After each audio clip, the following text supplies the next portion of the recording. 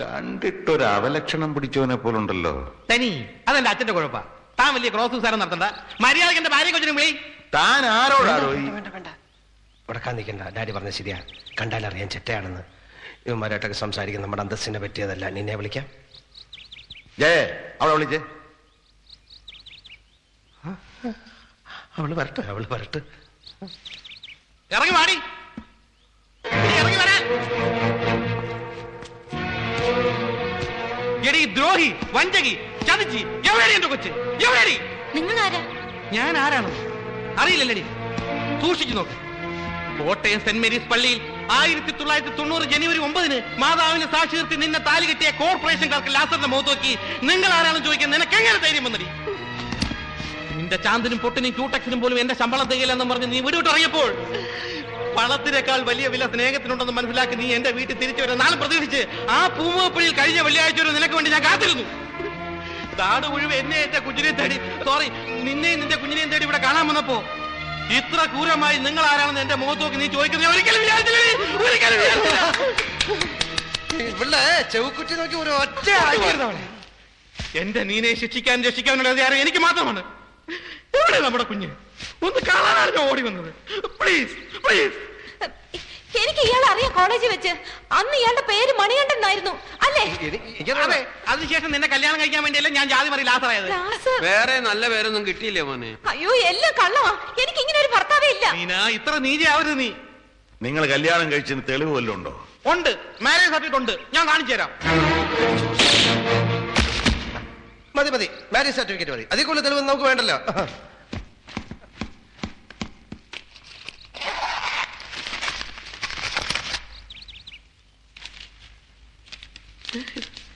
ഇതങ്ങനെ ഒരാളെ മനസമാധാനത്തോടെ കൊല്ലാനും സമ്മതിക്കില്ല. ഇതെന്തോടോ? ഇത് ഞാൻ അടുക്കളയിലെ ഷെൽഫിലാണ് വെച്ചിരുന്നത്. അങ്ങനെ പറ്റിയതാവും. ഇത് മാരേജ് സർട്ടിഫിക്കറ്റ് തന്നെയാണ്. സീൽ കട്ടിയിട്ടില്ല. നോക്കിയാൽ മതി. നോക്കിയാൽ മനസ്സിലാവും. അയ്യപ്പസ്വാമിയാണ് കർത്താവാണ് സത്യം. അയ്യപ്പസ്വാമി ജാതി മാറി വെച്ച് നമുക്ക് പഴയ ദൈവങ്ങളെ മറക്കാൻ പറ്റുമോ? ശരി. ഞാൻ നിന്റെ ഭർത്താവല്ല, സമ്മതിച്ചു. പക്ഷെ നീ പറഞ്ഞത് എനിക്ക് ഓർമ്മയുണ്ട്. നീ ഒരു പണക്കാരന്റെ ഭാര്യയായിട്ട് ജീവിക്കുന്നത് കാണിച്ചു തരാന്ന് പറഞ്ഞാൽ നീ ഇവിടെ വിട്ടിറങ്ങിയത്. നീ സുഖമായി ജീവിച്ചോളൂ. പക്ഷെ എന്റെ കുഞ്ഞ്, എന്റെ സ്വന്തം ചേര അല്ല സ്വന്തം ചോരയെ പറഞ്ഞ കുഞ്ഞ്, എനിക്കത് വേണം. നിന്റെ ചോര എ പോസിറ്റീവ് ആണോ? ഇമോഷണലായി സംസാരിക്കുന്നതിനിടയിൽ തമാശ പറയരുത്. അടുക്കളക്കാരി നോക്കിയാൽ മതി. കുടുംബാര്യത്തിന് നടവണ്ട.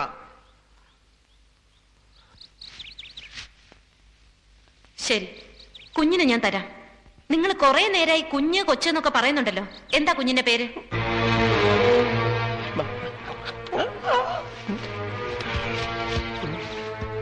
പേരിലെന്തിരിക്കുന്നു? ബന്ധത്തിലാണല്ലോ കാര്യം. സ്വന്തം അച്ഛന് കുഞ്ഞിന്റെ പേരറിയായിരിക്കുമോ? അതല്ല. പക്ഷെ സാറൊന്ന് ആലോചിക്കണം. സ്വന്തം കുഞ്ഞിന്റെ പേര് പറഞ്ഞ് അത് സ്വന്തം കുഞ്ഞാണെന്ന് തെളിയിക്കേണ്ടി വരുന്ന ഒരു തന്തയുടെ മനോവേദന. ലോകത്ത് ഒരു അച്ഛന് ഇങ്ങനെ ഒരു ഗതികേട് വരുത്തരുത് ഗുരുവായൂർ കർത്താവേ. അതേത് കർത്താവാണ്? അണ്ണാന്ന് വിളിച്ചോ. ആണ്ട് വേറൊന്നും വിളിപ്പിക്കരുത്.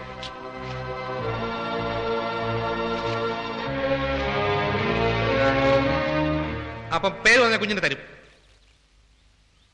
തരാം. എന്നാ കേട്ടോ, മേരി. മേരി എന്നുള്ള പേരിലൊരു കുട്ടി ഇവിടെ ഇല്ല.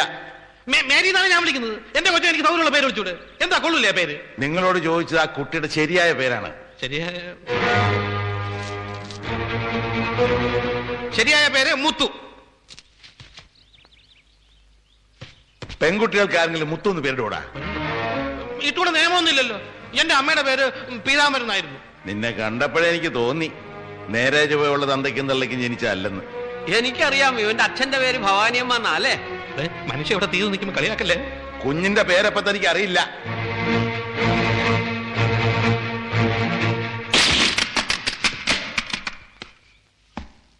എന്താ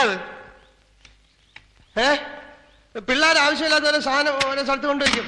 ഇവന്റെ വായിക്കാത്ത കയറിയിരുന്ന് വിടുവിച്ചാലേ ശരിയാവും. ജയ പോലീസ് സ്റ്റേഷനിലേക്ക് ഒന്ന് ഫോൺ ചെയ്തിട്ട് എസ് ഐ വരാൻ പറ. ഇവനെ ഞാനിന്ന് ശരിയാക്കും. വേണ്ടടി, ഇവനെ ഞാൻ ഹാൻഡിൽ ചെയ്യാം. സത്യം പറയണം. കുഞ്ഞിന്റെ പേര് നിനക്കറിയാം? കുഞ്ഞിന്റെ പേര് പറഞ്ഞാൽ കുഞ്ഞിനെ തള്ളാൻ നിനക്ക് വിട്ടുതരാം. പറയടാ കുഞ്ഞിന്റെ പേര്. മല മല മല. കുഞ്ഞിന്റെ പേര് മല. മലയോ? പോലീസിനെ വിളി. മലയല്ലടാ, കുന്ന്. നിന്റെ അമ്മയുടെ 14 അടി നടന്നില്ലേ ആ കുന്ന്. കഴുത, മഴ കഴുത.